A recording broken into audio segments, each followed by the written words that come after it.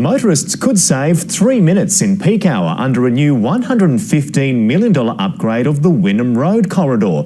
But the local Greens councillor says for that to happen, more than 40 families will have to give up their homes. Pippa Sheehan explains.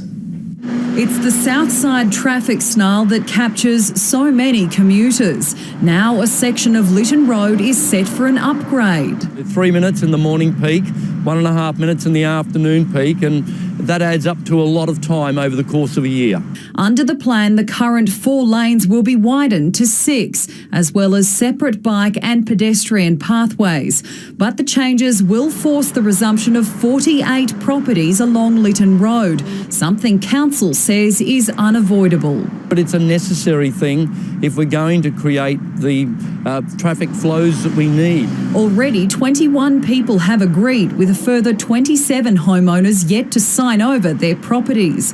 Owners include Serena Russo and Gina Reinhardt, but family homes will be affected too. I heard one family say that they're going to leave in a coffin and no other way. Local councillor Lytton Rd says spending $100 million on a 700-metre section of road is short-sighted, instead calling for other options. We could be spending that money on a bridge from Bulimba to Tenerife or from Hawthorn to New Farm. We could have a bus and bike bridge that gives people an alternative way to get into the inner city. Council estimates it'll take a year to reach agreements with all affected property owners. Moving forward, Council hopes to one day widen or potentially replace the Canning Bridge here at Norman Park to further ease congestion, but that could be some time off yet.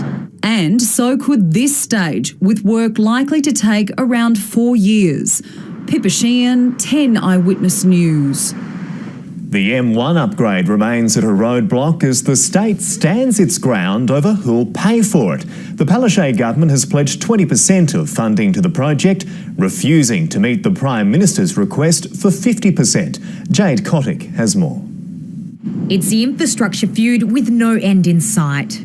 We're holding out our hand and saying, partner with us to get the M1 done. The state today pledged $44 million to fund entirely an upgrade of the Gold Coast section of the M1 between Mudgeeraba and Varsity Lakes. The upgrade of the Pacific Motorway to 6 lanes along this corridor is very important because it's congested every day. The Commonwealth is pledging a 50-50 split to upgrade the M1 from the Gold Coast to Brisbane, but the state insists it should be more. This isn't about haggling about percentages. This is about them conforming to their own funding rules.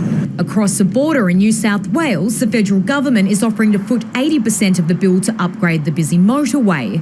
Now local powers are calling for a fair go. The federal government should fund the other 80% as per all the other M1s. Why should we be different? It caters for close to 100,000 vehicles a day, and with only 2 lanes each way, that's not enough capacity. While it's not clear who will foot the bill for the remainder of the project, we know this part of the M1 will be fully funded by the state. Let's get the traffic flowing and get the jobs flowing here on the Gold Coast. If a deal can be reached, works could begin as early as next year. Jade Kotick, 10 Eyewitness News.